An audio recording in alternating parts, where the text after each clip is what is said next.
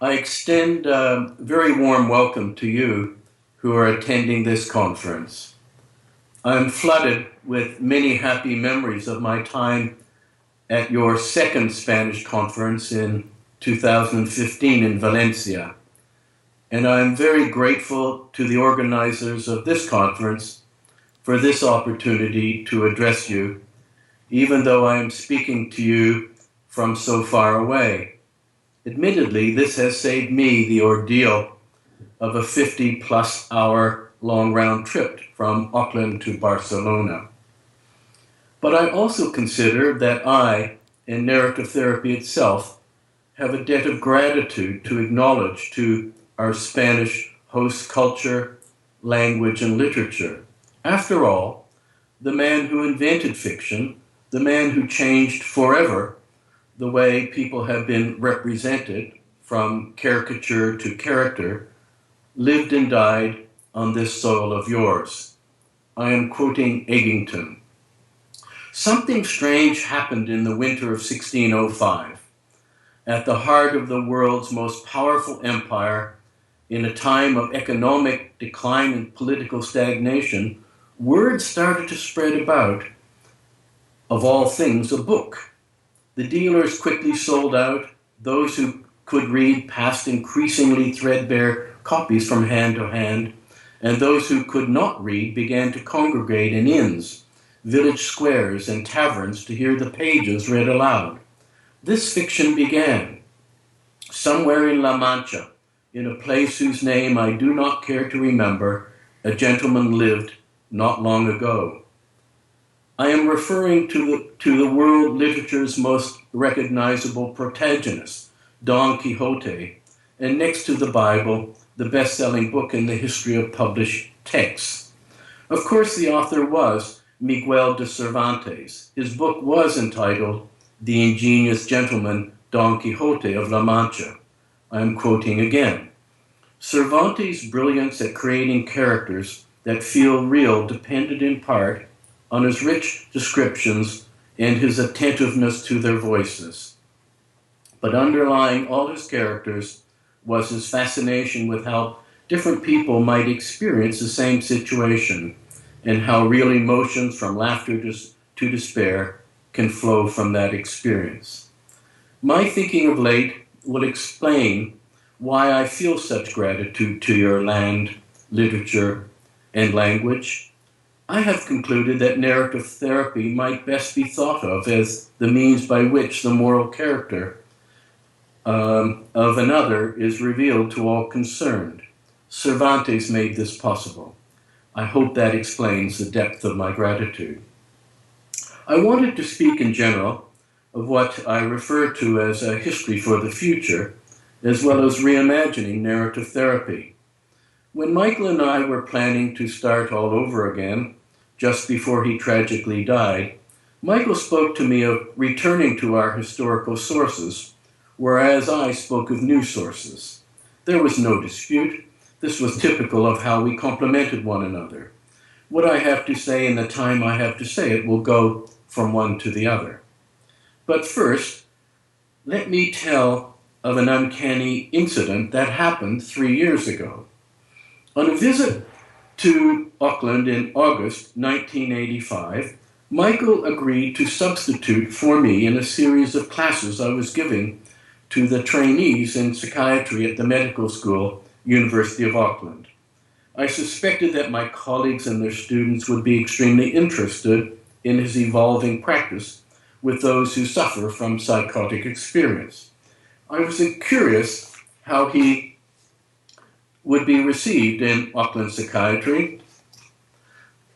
Although it was merely a 2-hour lecture, Michael represented his practice by means of his customary eloquence, as well as theorizing it as he went along.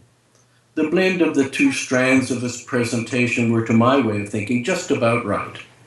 There was considerable interest expressed, and the professor, Bob Large, then brought the session to an end by commenting at some length about how respectful Michael had been.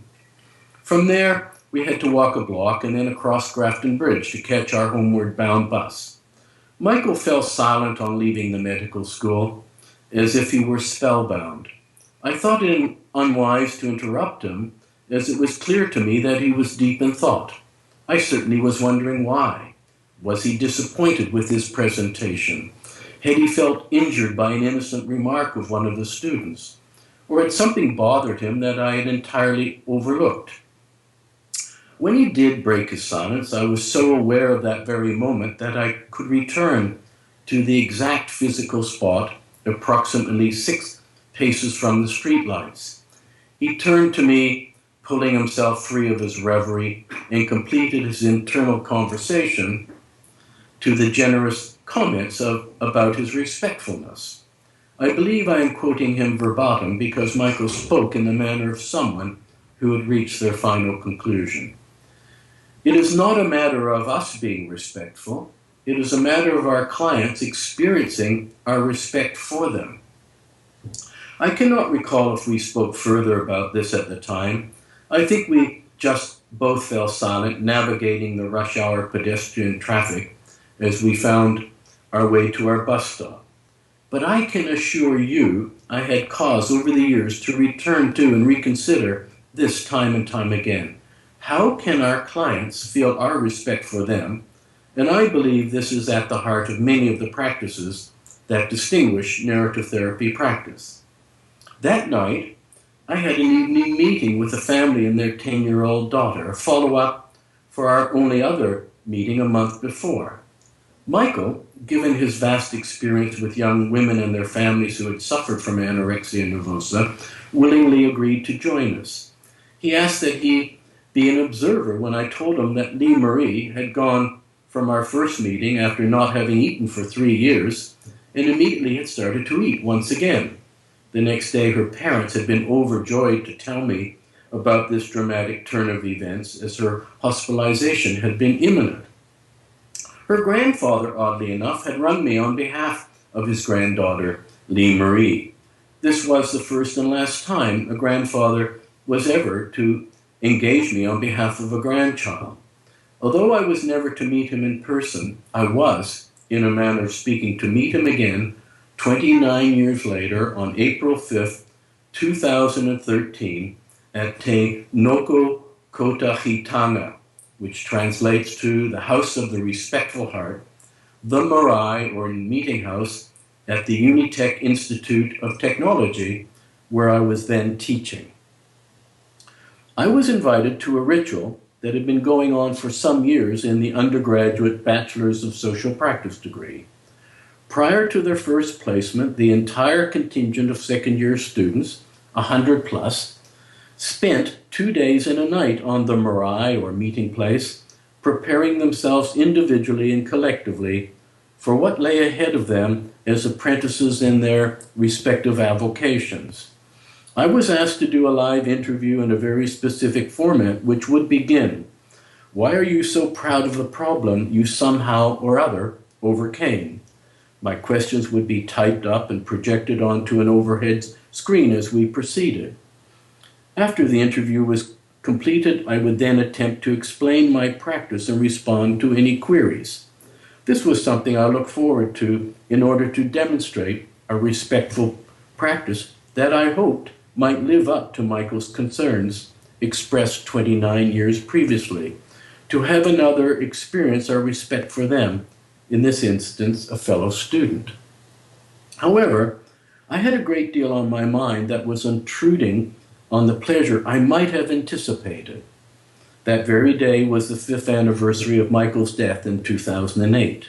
As always, he was very much on my mind, especially how he affected the people he met. And in particular, I was remembering Michael joining me in 1985 at the final interview with Lee Marie and her family. Lee Marie's father had phoned soon afterwards to ask me what Michael's sport was. Somewhat baffled by the query, I asked him why he wanted to know. "We thought so highly of him. We own a sports store and he looked so athletic. We were wondering if we might mail him some presents." I informed him he was a swimmer, but there was no need to post their gifts, as I would be going over to Adelaide in a few weeks' time. I recall Michael receiving a very large package of towels and swimming goggles, probably enough to last him through a few swimming seasons. I was reminiscing about this as I cycled the 20 minutes from home to the Unique Tech campus. The interview was to begin after lunch. I was speaking to a colleague over lunch who had her back to a woman who was seeking my attention. In fact, she seemed troubled. "Did you want to speak to me?" She seemed somewhat relieved and asked me, "Do you live in Balmoral?" "Yes," I replied, wondering why she might ask such a question. "I met you there 29 years ago when I was 10. I stared at her, but she of course was no longer the 10-year-old girl and was as such unrecognizable. "What is your name?" "Lee Marie." Before she could continue, I interrupted and proposed her surname. She was stunned, and we both fell silent momentarily. Lee Marie then added, "My parents send their regards to you and want you to know they saved your and Michael's letters." I was also flummoxed when she went on to say, "It is because of you and Michael that I'm doing this degree." I realized that time was short and the afternoon interview was to begin in a few moments. I explained the prospect of such an interview. "Would you be willing for me to interview you for this purpose? Unlike any of your classmates, I was a witness 29 years ago to you overcoming a considerable problem." Lee Marie happily consented. I introduced Lee Marie to her 100-plus classmates and told of the unusual circumstances we had met 29 years before and how she had overcome what would have been regarded as an impossible problem to overcome in a single session. I also informed everyone that this was the 5th anniversary of Michael White's death. I also mentioned that she had told me her enrollment in this degree was, quotes, "because of meeting you and Michael." I told my audience that you are going to find out, too, that meeting also changed the course of my life, leading to 20 years of practice and thought in co-authoring a book, Biting the Hand That Starves You, Inspiring Resistance to Anorexia, Bulimia, in 2004. The following is an edited transcription of that interview. "Why are you so proud of the problem from the past that you overcame somehow or other?" Lee Marie: "I think the most important thing is that I feel I have a life now. I am really proud of that, and I have a family, and I'm studying for this degree." I asked, "Do you consider if you hadn't overcome this problem from the past, it would have taken over your life?" Lee Marie replied, "Yeah, definitely." "Where do you guess it would have taken your life, too, if you hadn't overcome it?" I was thinking about that today and got so upset thinking that I wouldn't be here alive. I asked, "Is the fact that you are here a testimony to you as a 10-year-old girl and your mother and your father and the family you come from?" "Definitely." If you could acknowledge your 10-year-old self for overcoming a problem that could have taken your life away from you before you had hardly lived it, what would you acknowledge your 10-year-old self for?" She said, "Just to be thankful to that 10-year-old for overcoming it so she went on to lead the life I have led so far. It makes me really appreciate my life." Is there anything in particular that you would like to appreciate her for given you now have 29 years to look back on her life? "Definitely the kids I've got today. They're the biggest things. And of course, meeting my partner." You may not be aware that the problem you overcame as a 10-year-old would have been regarded at that time almost impossible to overcome. What was so remarkable about you and the family you come from that you did so in merely 60 minutes? I definitely think having really strong parents and not putting me in hospital. Their will to keep me going was a big one, and also the help from your therapy. It all actually happened when we met. It came about from that. Can you trace the will you speak of in your mother and father to your grandparents in any way? I can, because it was actually my grandfather who noticed and pushed it. And he kept telling my family that something wasn't right. And so it was him who was very strong about not giving up. That was huge, and he phoned you. By any chance, were you the apple of your grandfather's eye? I think so, yes. Can you tell us a story that might convey that to us? Yeah, definitely. Him having to sit around and watching me dance around his living room for half an hour, he definitely suffered through that. Can you remember as a little girl the look in his eye when you were dancing around his living room? He always had a glitter in his eyes. He was always smiling. Are there any stories that you know of from your paternal family that are told about how they don't give up when the going gets tough? Yes, she said, there were bad financial times and they just kept on going. Nothing gets them down and they do overcome it in time and just think of other ways. I've seen it. They can be very strong in that way.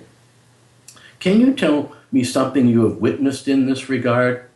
They lost completely everything and they built it up again to be even better. They were going through a lot of stress. If your grandfather was here and I asked him this question, can you guess what he might have said? Lee Marie's grandfather, were you at all surprised when you learned that the apple of your eye, your 10-year-old granddaughter, overcame a problem thought to be almost impossible in no more than 60 minutes? How do you guess he would have answered? I think he wouldn't be surprised. No, I'm sure he wouldn't be surprised. Can I ask him another question? Lee Marie's grandfather, why were you not surprised when, to be honest, I could not quite believe it when I learned what Lee Marie and her family had gone and done immediately upon leaving my office? What would you think he might say in reply? I think he knows we are fighters. Yeah, fighters. He has seen that nothing actually will stop us. Is that fighting spirit reflected in the way your family has engaged in athletics? Absolutely. My father and brothers have excelled. They almost went to the Olympics and excelled in professional sports.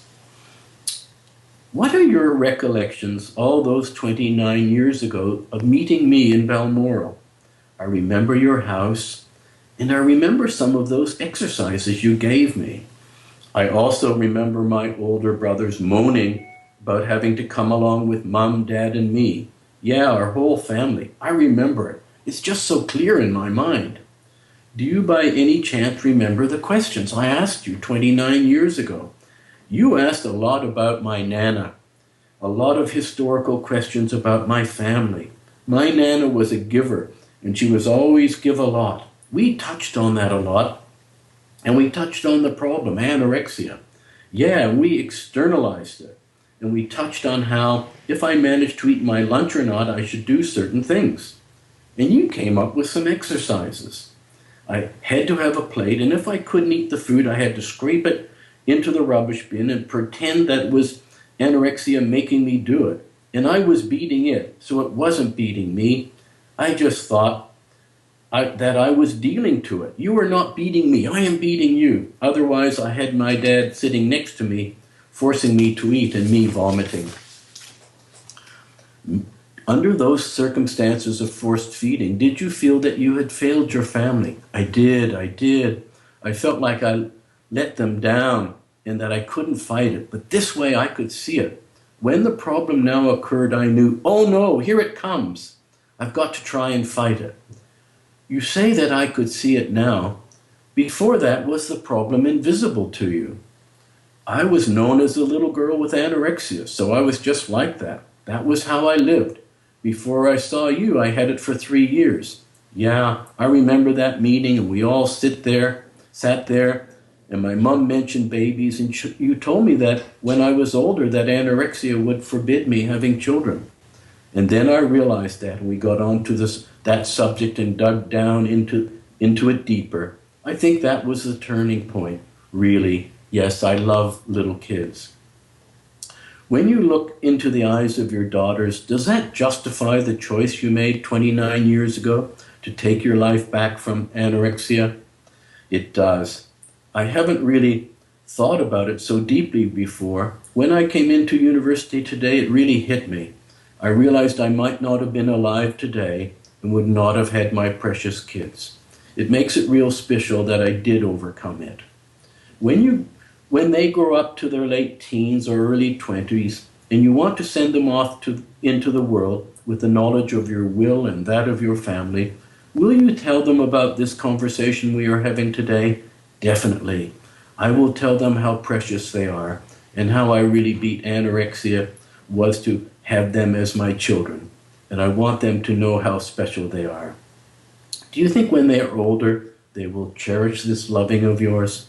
I hope they do, yeah. No, I think they will cherish my loving of them. When we talked over lunch, you talked of your paternal grandmother as a giving person. Do you think some of that was passed down to you? Definitely, I'm a lot like her. Is she still alive? No.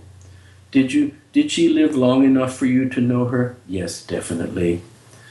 As you know, this marae is called the House of the Respectful Heart. Do you think your grandmother had the quality of a respectful heart? Definitely. Do you think in due course it will manifest itself in your conversation with clients? I certainly hope so. Tell me, if you will, after you started eating after our first meeting, what came next? She said, hard times. It was very, very hard, but I knew I had the skills and knowledge that was put in place. It was a long process. I can still say that today I have a little bit of anorexia, but I know that it will never get to that stage again. I know how to stop it, so yeah. What contribution do you figure your mom and dad made over those hard times? They would always be supporting me. They would always be looking out when times were rough. They knew when anorexia was about, and at those times they were aware of it. They comforted me at night when I couldn't sleep.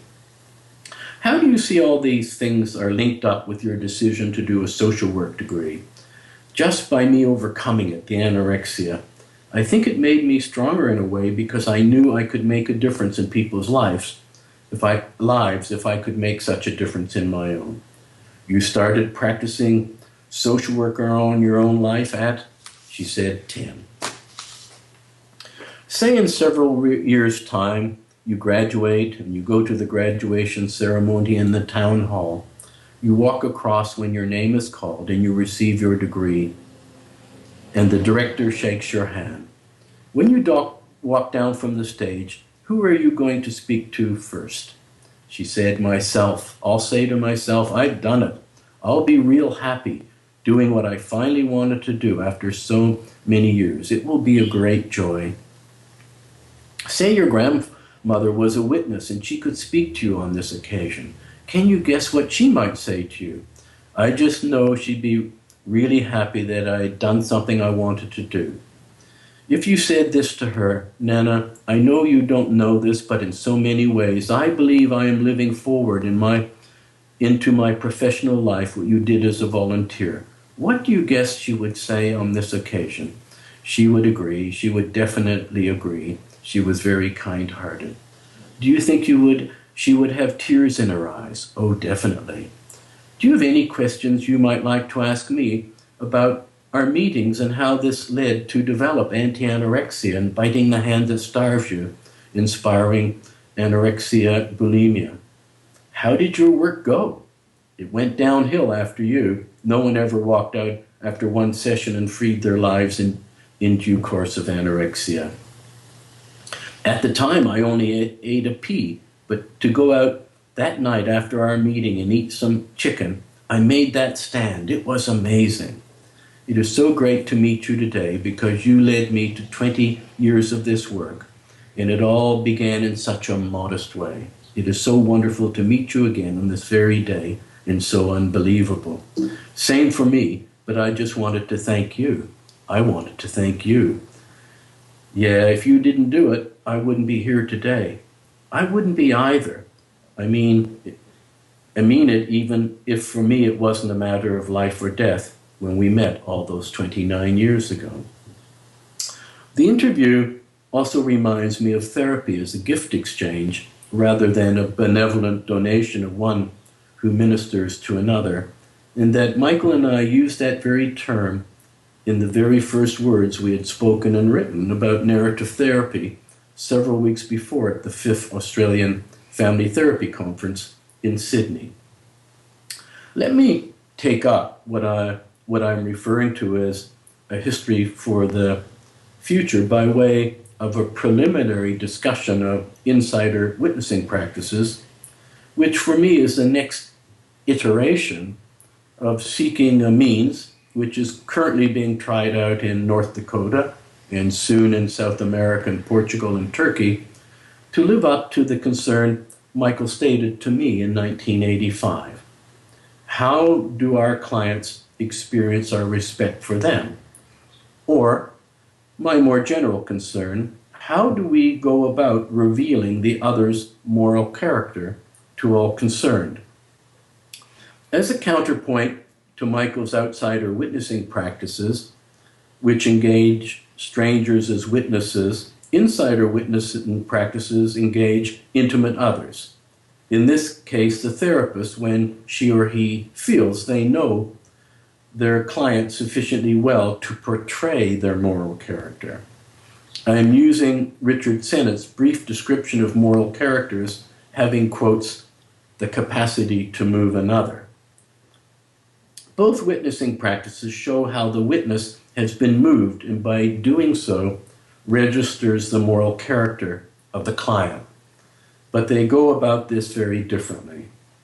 I do not have more time here than to provide you with what Tom Carlson and I are referring to as preliminary results of the first 16 essays of insider witnessing practices conducted in the MA, now PhD program in couple and family therapy at North Dakota State University since January 25th, 2015. With permission of your conference organizers, Tom and I will forward you drafts of the first 3 papers, which are now in press. All I can do is whet your appetite with a brief description. Here it is. The clients who have participated in this practice have evaluated the Act 1, on average a 90-minute interview, to be equivalent in value to at least 15 to 20 sessions of the narrative family therapy they have previously received with their student therapists. However, there is one unanimous qualification. Everyone insisted on the one hand that even this number was likely an underestimate, and on the other, that they would never have made the dramatic changes that occurred in the Act 2, no matter how many sessions they eventually would have had. Even more surprising for us, since this took place within the context of a family therapy training program, was the student therapist evaluations. They evaluated their participation in the insider witnessing process, which for them lasted on average between 3 and 5 hours, was equivalent in value to 1 to 2 full years of training in the family therapy training program. In terms of reimagining the future, I also wish to mention another pedagogy we are trying out in North America and Denmark, called exemplary tales as pedagogy. Here, contrary to maps, students learn to map various practitioners by way of their exemplary tales, which are written in order to show how they got from here to there, rather than telling. They apprentice themselves to the exemplary practice of others, not only to emulate them, but more importantly, to learn how to map their own practice. In such a pedagogy, a student becomes a mapper rather than turning a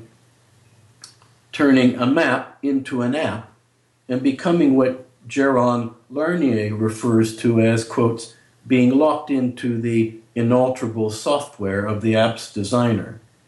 Once again, we would be glad to have you read drafts of these papers, which are being prepared for publication. I want to remind you of the closest Michael and I ever got to a manifesto. In 1992, we wrote, however, we are drawing attention to the fact that one of the aspects associated with this work that is of central importance to us is the spirit of adventure. We aim to preserve this adventure. I ask all of you to re-engage wholeheartedly with this spirit, which is the lifeblood of narrative therapy. Without it, it will surely perish. Thank you very much for giving me this opportunity to speak to you.